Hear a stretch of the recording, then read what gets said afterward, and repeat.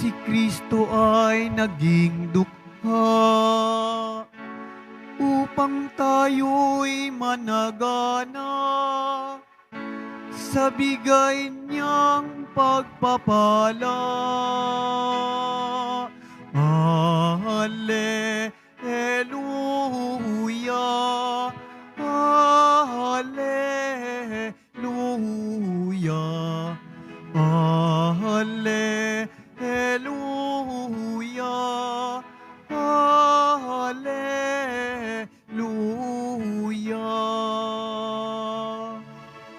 Sumainyo ang Panginoon.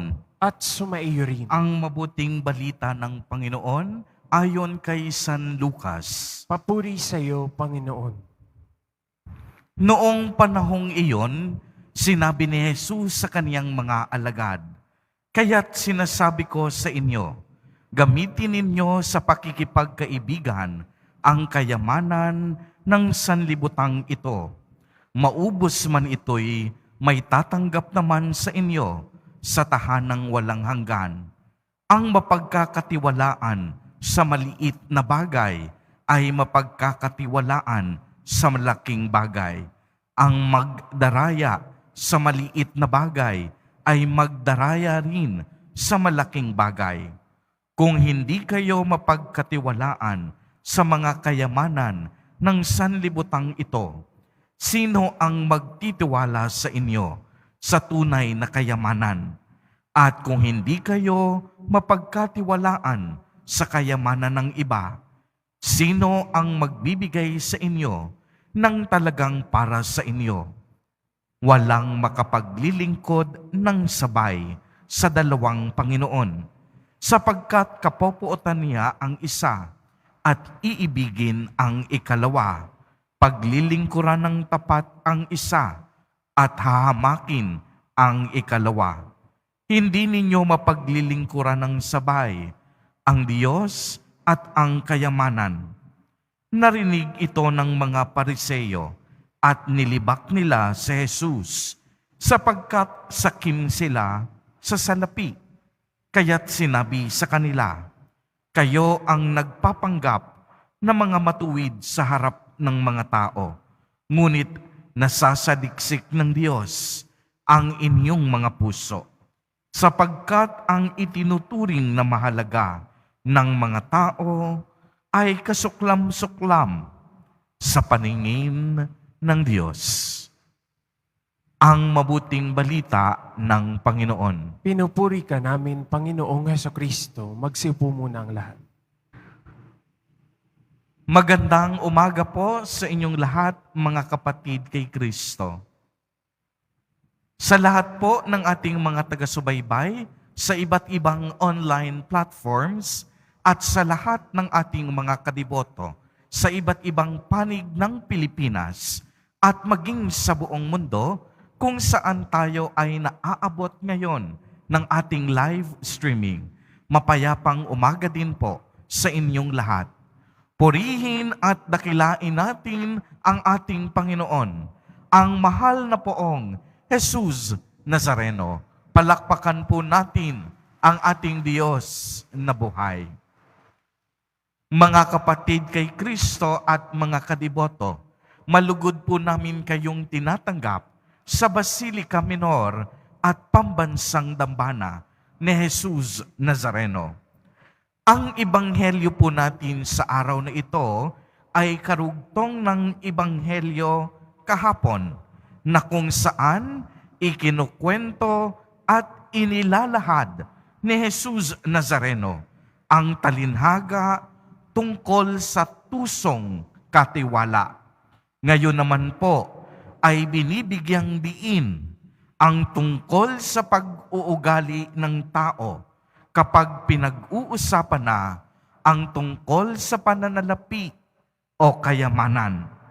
Alam po nating lahat kung gaano kahalaga ang pera at kaunting kayamanan sa mundong ito upang sa gayon tayo ay mabuhay ng maayos at wasto. Walang pamilya ang naghahangad na malugmok sa kahirapan. Kaya nga ang iba nating mga kababayan ay nakikipagsapalaran pa sa ibang bansa para maging OFW, matugunan lamang ang pangangailangan ng kanilang pamilya. Kaya alam po ninyo, alam na alam din ni Jesus Nazareno na hindi masama ang magkaroon ng kaunting yaman o maghangad na magkaroon ng tamang pananlapi, lalong-lalo na kung ito ay gagamitin natin sa mabuti at makabuluhang paraan. Pero ang babala ni Jesus Nazareno sa atin ay huwag nating hayaan na tayo ay mabulag o maging masyadong mapaghangad sa mga material na bagay. Dahil ang lahat ng ito ay lilipas din at ito ay panandalian lamang. Huwag nating hayaan na humantong tayo sa labis na pagmamahal sa mga material na bagay. Huwag nating hayaan ang pera ang magdidikta sa ating buhay at tayo ay masisilaw sa kaningningan ng anumang uri ng material na bagay. Marami po sa atin ang hindi na magawang makapagsimba tuwing linggo dahil abalang-abala sa pagpapayaman. Marami sa atin nakakalimot ng magdasal at magpasalamat sa Diyos dahil ang atensyon nila ay puro hanap buhay. Alalahanin po natin na ang ating trabaho, ang ating hanap buhay, ang ating negosyo, lahat po yan galing sa Diyos. Ang trabaho natin, ang pinagmulan ay ang Diyos. Kung wala ang Diyos, wala rin tayong yaman o kayamanan sa mundong ito.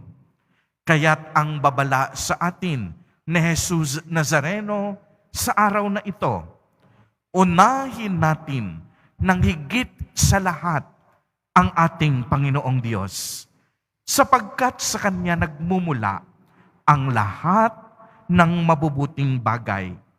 Sa Diyos lamang tayo umasa, hindi sa ating mga pera at mga ari-arian, sapagkat hindi tayo kayang iligtas ng ating material na kayamanan sa mga huling sandali ng ating buhay. Hindi kayang bilhin ng pera ang tunay na kapayapaan na minimithi ng ating puso't kaisipan.